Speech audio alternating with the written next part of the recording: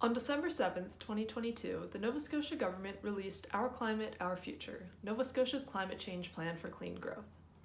This plan is meant to provide the roadmap for how Nova Scotia is going to tackle the climate crisis. In this video series, Voices on the Climate Plan, we speak with different community members, leaders, and organizers to get their thoughts on how the plan measures up to this huge task. All 6 videos will be available on our YouTube channel, so be sure to check them all out. Hi, I'm Hope. I use she, her pronouns. I work for a climate charity. My overall impressions of the climate plan are that it seems like the plan was trying to be a lot more than it was. It seemed like almost like a little sibling trying to be its like older sibling, where it was like, oh, I see what would be great and what like I want to be and aspirational. And whatnot, but then it just like didn't quite know how to get there. The introduction of the plan and the kind of like write-up laid out the challenges that we're facing on climate change and how much it really affects different populations really clearly and really eloquently, actually. Like it did a great job in setting the stage and setting up the issues we're facing. But then when it came to actually presenting the 65 odd steps that it's hoping to take in this action plan, it felt like the steps were really not matching the stage that it had set up for itself. It seemed like it was almost an entirely new stage that we were working with, and it seemed like the steps were not really connected well with each other. I realized like they were all connected based on different like subcategories and whatever, but it didn't seem like there was a lot of understanding that these subcategories were internally like connected, even though like climate change we know is inherently very connected across many disciplines and across many different like issues. So it didn't seem clear on how any of the solutions would also be done in that same kind of understanding that these things are all connected. And it also seemed like the actual steps that they laid out were not very concrete.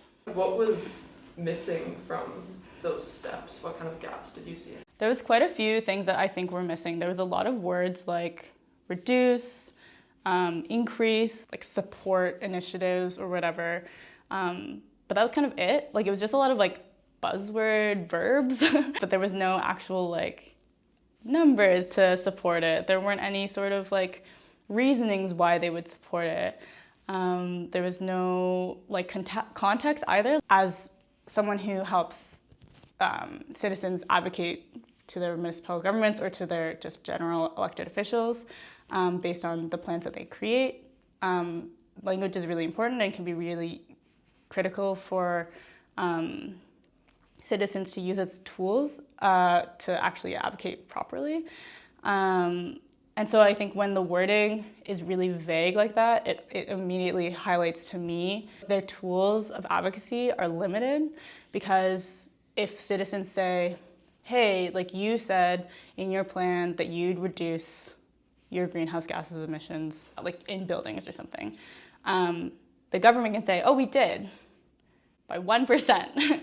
And that's not false based on their plan, because they hadn't actually taken any sort of concrete action in their plan. But for citizens, then what are they supposed to do? What are your thoughts on the guiding principles of the plan and how they were reflected in the actions? As I said before, the guiding principles were laid out really beautifully. It's always really exciting when you have an official piece of writing given by a government that really recognizes the impacts of climate change, and especially how it impacts communities, especially how it impacts communities that are, you know, more equity deserving communities. And so they really highlighted that. They really seemed like they understood that in the beginning as they set the stage. And then equity was simply not mentioned until like the last section of the plan. And it was not anywhere to be seen really, except for like, you know, a small mention here and there when it seemed convenient. I think the issue of like climate justice was really lacking because equity should be really a forefront principle when you're creating solutions to the climate crisis. We're facing a climate crisis collectively, but we're not going to experience the impacts on an equal playing front at all. And so to create a plan that doesn't necessarily put that as a forefront as a priority to actually address the challenges that we're facing, but in a way that's proportionate to the impacts that people will actually be facing, we're just going to be recommitting the harms that we already have in our systems. Do you think that the climate plan is rising to the challenge of the climate emergency? I would love to say yes, it is rising to the occasion, because I so desperately would love to have confidence that we are moving in the right direction. And so then I think it's so devastating when I say no. I do not think that this is rising to the challenge, because while these are rights, like the correct steps, we always know that, you know, we're already behind the eight ball. You know, we're already wasting time. We're already, you know, we should have been doing these steps decades ago. And so, although yes, these are the right steps to be taking, if the question is, are we rising to the challenge? No. Are we going the right direction? Sure. Are we rising to the challenge? No. Was there anything that stood out or surprised you in the plan? Businesses obviously are a big part of the economy here, and I think like it's important that businesses get the supports that they are able to receive to be able to, you know, also be a part of the energy transition, be a part of generally being more sustainable. But I think like there was a weird focus on businesses from both a way of kind of displacing the government's responsibility to implementing different sustainability practices onto businesses. The whole plan seemed very like individualistic, whether it be individual, like supporting individual consultants or strategists creating plans for individual industries, or displacing responsibilities onto the industries themselves.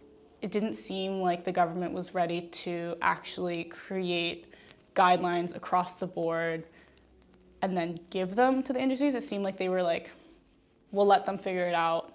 We'll support them, but we'll let them figure it out for themselves, rather than coming from the top down, which I think is personally, like my opinion, I think is that then you're gonna get a whole whack of different standards across the board, and you're not actually going to get those overall targets reached. You're gonna have different metrics, you're gonna have different progress timelines, and it's not gonna be holistic in the end. I think what's also really important to think about, and I don't know how this would necessarily go into the climate plan, there's a lot of like talk about green investments and green growth and green economies. And when we're talking about green growth, but then also talking in the same plan about wanting to have an equitable climate plan and make sure that all of our solutions are equitable.